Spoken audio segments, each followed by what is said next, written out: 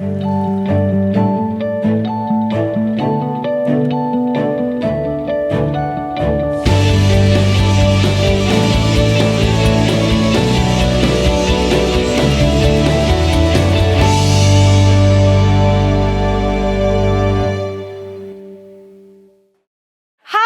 Karrie. I am so excited to be here.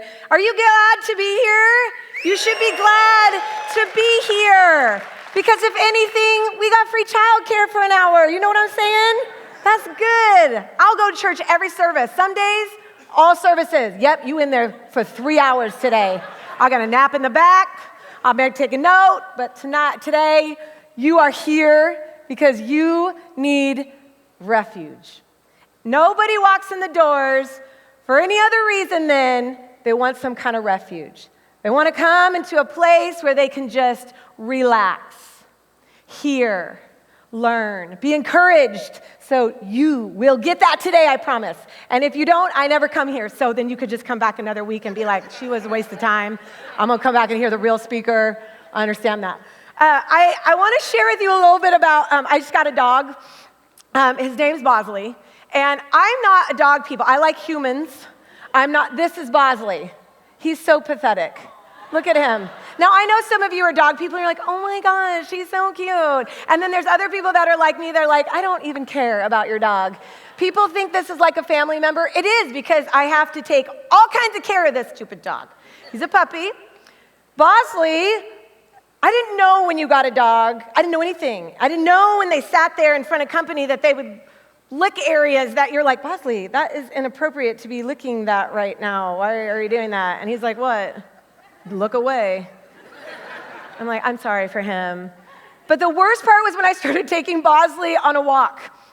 And I take Bosley on a walk, and we start, walking and going, whatever. And then he's got to do his business. Now, something about Bosley you need to know is that Bosley has no shame. All he cares about in life is loving me, loving my kids, and licking things that are inappropriate. So that's all Bosley's got going on. But something happened when Bosley had to go to the bathroom. I want to show you this picture now.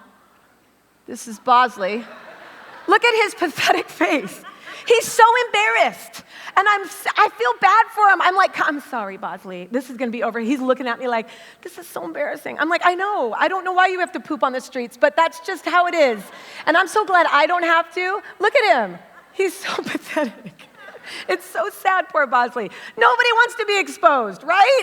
Not even my dog wants to be this exposed before anybody. And he's a dog. He licks himself, you guys. And this is still embarrassing for him. So I started thinking about this, and I thought about the message I was going to share with you. And I immediately went to my dog pooping on the grass. That says something about where we're going to go tonight. That says something about what we're going to do today. So here we go. I'm reading, and I'm thinking, what do you want to share with EastLake Church, Lord? What do you want to give to them? I start thinking about these buzzwords that we say all the time. Real, authentic. That's kind of like a thing, right? I just want to be real. Do you? I just want to be authentic. I'm authentic. You are? Really? How about how exposed are you? Ooh, I don't really like that.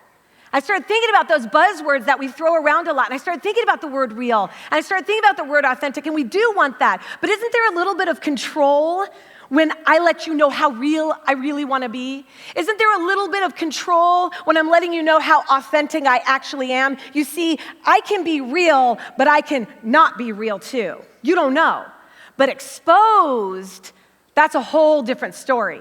Exposed, I have no control over. Bosley has no control over how exposed that poor dog is going to be. He's going to be exposed before everybody. He can be real as he wants when we walk around, but truth be told, when he's got to go, realness goes out the window. It's straight up exposure. For me, him, and everybody who walks by. His junk is on the streets. I started to think about this, and I started to think, what does it mean to be exposed, and is it even necessary? As we look in the Bible, in John 8, and we're in this kind of like she speaks deal. They wrote me and were like, hey, we're going to do this she speaks thing. You could talk about Mary. You could talk about Martha. And they started rattling off all these really awesome women in the Bible. And I was like, I want to talk about a different lady. And they're like, oh, Lord, why'd we ask this woman to come? I want to talk about the lady that got caught in adultery. Is that cool? And they're like, all right. I started reading, I want to share this story with you. You see, in John chapter 8, verse 1 through 12, here's the story. I'm just going to kind of say it to you. You can read it in the outline or on your app, but I'm just going to kind of tell it to you from my perspective. Here's this woman. The Pharisees and the Sadducees are trying to get Jesus caught. Jesus goes to the temple and he's preaching and talking to people just like he does. The Pharisees and the Sadducees, which are really just like really religious guys that like to tell everybody what to do, and they're kind of haughty. You ever seen anybody like that? Yeah, that's those guys. And they want to catch Jesus. They want to make Jesus fall. They want to bring Jesus down. They don't like what Jesus is doing to them because you see, Jesus is leveling the playing field, and the Pharisees don't like it. People like to be on top. And when you're on top, that means someone has to be on the bottom. And Jesus came to make everyone equal. And they don't like that. So they got a plan. And they go and they catch this woman. And it says in the Bible that they literally caught this woman in the act of adultery. They grab her out of this house and drag her through the streets. And this makes my mind stop and go, what was she wearing? They caught her in this.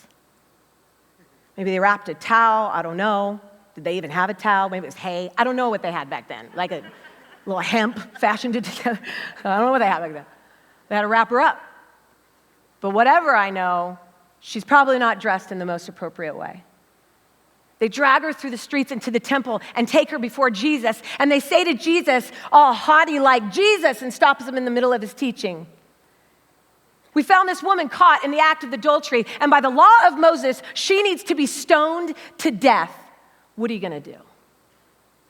And now you need to know something. If this is your first time here and you never heard about anything about the Bible, and you've ever heard that Jesus is someone who likes to condemn and throw stones, you have been lied to. I'm going to show you today. Jesus stands there quiet because Jesus, he's a cool cat. I love Jesus. I'm not like Jesus, because if I had all that knowledge, I'd be like, let me tell you about the word. I would be going off. Let me tell you, Pharisee. That's how I would be. This is why it's not good that I'm Jesus. Jesus stands there and he doesn't say a word. Jesus knows everything. It says he bends down and he starts writing in the sand. We have no idea what he was writing, but as these men are holding stones, this enrages them, and they start getting louder. What are you going to do? What are you just writing here? What are you going to do with this woman? She deserves to be condemned and stoned. What are you going to do?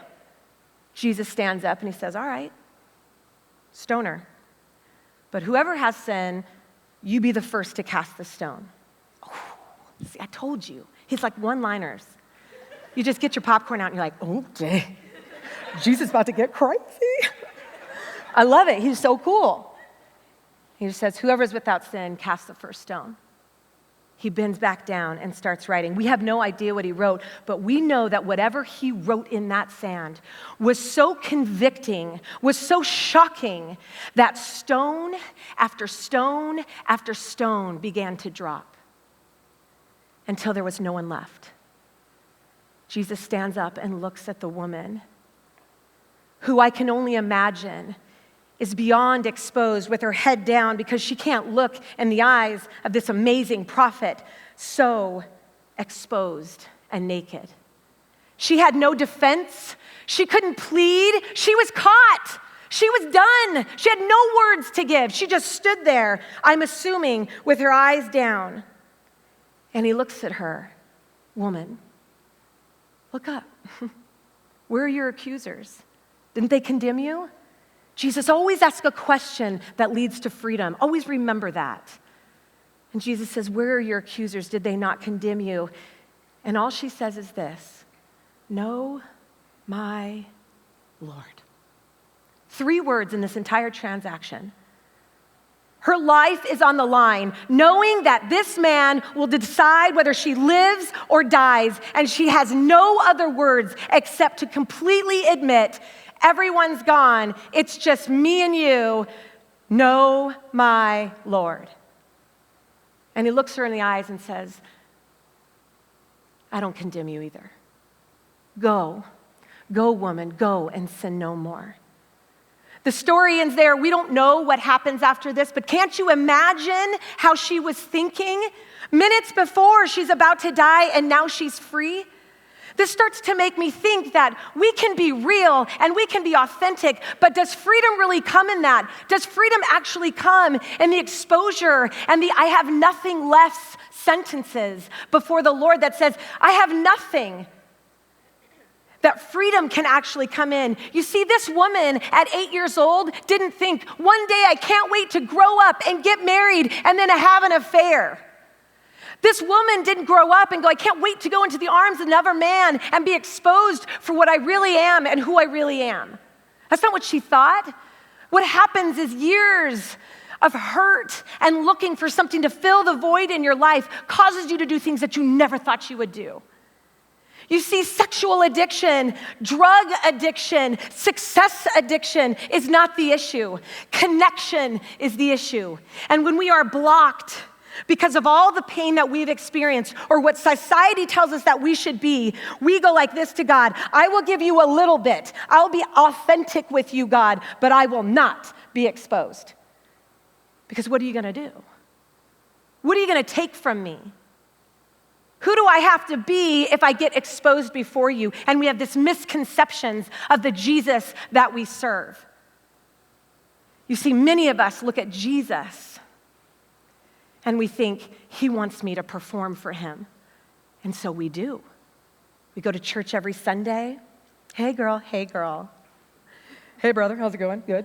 Bump it out. I don't know what you guys do. You guys are, I don't know. Hey, it's kind of like weird hug thing. And the girls are like, hey, girl, oh my gosh, I love your hair. You know, how you doing? I'm doing great, great. And then we go home. And this isn't a girl thing, and this isn't a guy thing. This is a human thing. Humans were made for connection. And we will find any way to get it. And until we understand that the voids that we're filling cannot be filled by the success of climbing the ladder, and by the acceptance of how many likes we get on social media, painting the perfect picture, we will never understand what it means to be truly free. You see, he didn't say go and sin no more because this was a condemnation statement. He said go and sin no more because now you have a choice. You've had nothing, you've been exposed, and now you can be free. I understand this so well. I grew up in a home where we were pastors' kids, and on the outside, everything looked good, but on the inside, the secrets that we carried of my mom's eating disorder and my mom's mental illness, keeping that at bay, don't let anybody know, destroyed my life to the point where I looked for drugs to try to fill the void. Oh, and then when that didn't work, let me try ministry, because healthy people go into ministry, right? Failed. And then I tried other religions, and then I tried success and making six figures. And I want to tell you, at 30 years old, at 27 years old, actually, I found myself desperate and wanting to take my own life. Exposed. Nowhere to go. And it was then that Jesus came. And he said, where are your accusers? It was just me and Jesus. He said, girl, I don't condemn you either. There's four people that we see in this story. We see Jesus, cool cat Jesus. Ain't nobody in here Jesus. Don't try to be Jesus. I know some of you want to be Jesus. I'm going to let you go with that. It's a burden you can't bear. We got Jesus. We got this blessed woman who's desperate for love, doing things she never thought she would do, desperate. Find her before Jesus. We see these Pharisees who are ready with stone in hand to take her life. And then there's bystanders standing on the outskirts watching all of this go down. Who are you? Who are you? If you see yourself sometimes being this woman who maybe sitting here right now, you're thinking, I don't like this. I don't like where she's going with this. I don't want to deal with this. I came for a nice weekend service, and this is going way too much here. I want the music back. Don't you want to be free? Aren't you desperate yet? Aren't you tired of trying to climb and get and be and do? Aren't you tired yet? I am. I'm tired watching you. I do this all the time. And I see men striving so hard. And I see women trying to be something. Just be enough. And you find yourself when the lights are out and nobody's around, exposed, but trying to keep it at bay. Just cover it up. Some of you here are so ready with stones in hand, and it's not because you hate people. It's because what's going on in your life is so painful. It's so much easier to hold a stone and point your finger at somebody else. It's so much easier to stand there and say, look what they're doing. What are you going to do to them, Jesus? Because the law says they better act right. And if you need me to, Jesus, I'll be your henchman. But the reality is, God didn't want to just free her. He wanted to free the Pharisees too. Drop the stone. It's been too heavy, you carrying that load. Jesus never intended you to be here as a stone bearer. He intended you to be here as the hands and feet of Jesus. You see, the moment that she was exposed before God's love, the moment she experienced the kindness of Jesus, was the moment that she understood that freedom was possible. The same goes for the Pharisees. Drop the stone. I think about those bystanders too, that were just standing there. I can't help but think, what were they thinking? Here's this woman, this is all going down. Did they think the story was just for her? Did they think that the Pharisees were right? Did they think that Jesus shouldn't have loved her? Did they want to defend her but were too scared? I think about the bystanders because I think many of us in this story are the bystanders. I think we think the story's not for us. I think we think that, yeah, Jesus is good and he's great, but I don't know if I can really trust him. The day I decided to live was the day that Jesus spoke to my heart and I got honest about what was actually going on. And it was in that moment that Jesus was like, now I can work with you. Now you can be free. Go, Karrie. Let this sin go. And it was a long journey, but God was with me every step of the way. My mom, some of you have a biological mom. She's in heaven. She believed lies for a really long time. And I love her, and I wish she was still here.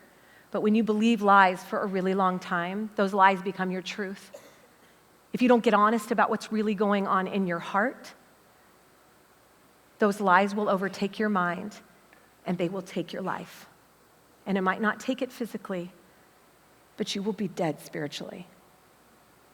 My mom is in heaven because she believed the lies, that she was her mistakes, that she was not worthy of love here today. And so she decided it'd be better if I wasn't here. That was a tough day. God redeemed my story and gave me a beautiful stepmama. She's my mom. She actually went to this church a long time ago. There was a day that Kimberly walked into this church, abandoned, her name tarnished, her reputation gone. A single mama with 5 kids walked into the doors of this place seeking refuge, seeking love. She was exposed. She couldn't just be real or authentic anymore. She was exposed. It wasn't the church of these walls that saved her. It was the Holy Spirit that was present in this place that said, I love you where you're at. And that journey of my mom's health and recovery came in these seats. So you're in a good place. You're in a good place to get honest about what's going on in your heart. And I know that some of you here don't like all this touchy-feely stuff. It's not really something that you want to do. But I am desperate for you.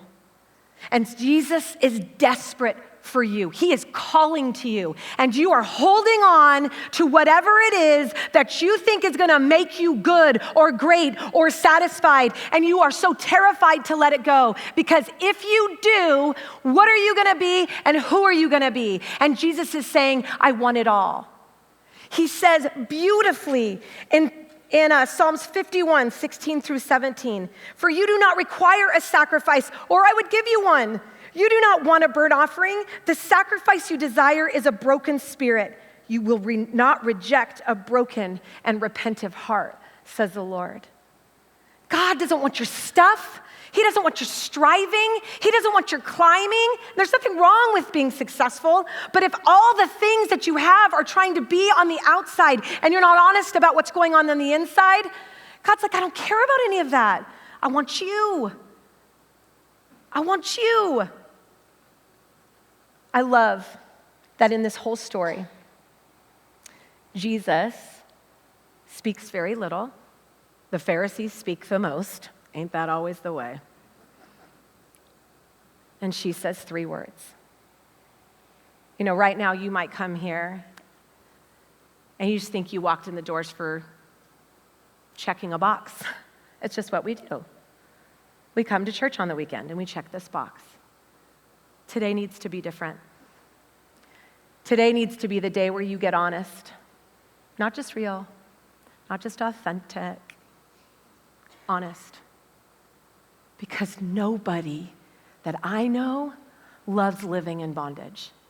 Nobody I know says, I just wish I was only half free. We crave freedom. We crave it. We crave connection. We want to be seen so desperately that we will almost go to any length and any cost to make that happen. And Jesus is actually present here. I know that's crazy and a little weird, but it's true. And he's here. And you feel that little stirring in your heart right now, that weird thing that you're feeling, that's him. And he's saying everything that crazy lady up there is saying is actually true. I actually see everything you've ever done, and I love you so much that I would die for you. And not only would I die for you, I will defend you. You see, the things that you're worried about the most, the people throwing stones, where are they? Where have they gone? And you just have to say, I don't know, my Lord, but I want you. I want you. The hardest thing I ever did was say, I want you, because I didn't know where the journey was going to end. But I'm maybe like one step ahead of some of you, like maybe half. And I'm here. It's so much better over here. And I just say everything. You don't have to do that. You don't have to do what I do. I just tell everything because Jesus saved it all. And I'm a little misfit, and I travel all around and talk to people, and I can't believe they hire me. It's the weirdest thing. I'm like, are you sure? They're like, yeah, I think. They're always kind of weirded out by it. And I get up here, and my heart, before I come and after I leave, I pray for you. And I pray, God, let them feel less alone today. Let them know that they came into a place where refuge is for them. Let them know that when they walked through the doors, the stones that they think are so readily available to destroy them have no power over them. That Jesus has the power, and he lives in you, and he loves you, and if you accept him and look at him, and he asks you, where are the people that condemn you? And you say, I don't know. Then he goes, me and you, kid, let's go. And then you go skipping along. It's not always that happy, but it is better. He will clothe you in righteousness, he says, and he calls you his own. Stop striving. Put down the stones and enter into the story that was actually written for you. You see, the story isn't about her. The story is for all of us. He put this story in not just to entertain us or to listen because it might be for somebody else. The story is for you. And I pray that you understand that. And I pray that you receive that. Don't live one more day in bondage. Don't do it. You have a choice. Go. Go. Let this go. Can I pray for you? Dear God, I just thank you for this time. Thank you for your heart for these people. And I pray, God, that you would move mightily, that you would let them know that they are seen and loved and heard, and that beyond a shadow of a doubt, that they would feel your presence here tonight, today, and just know that you are with them. Set them free, Lord. In Jesus' name, amen.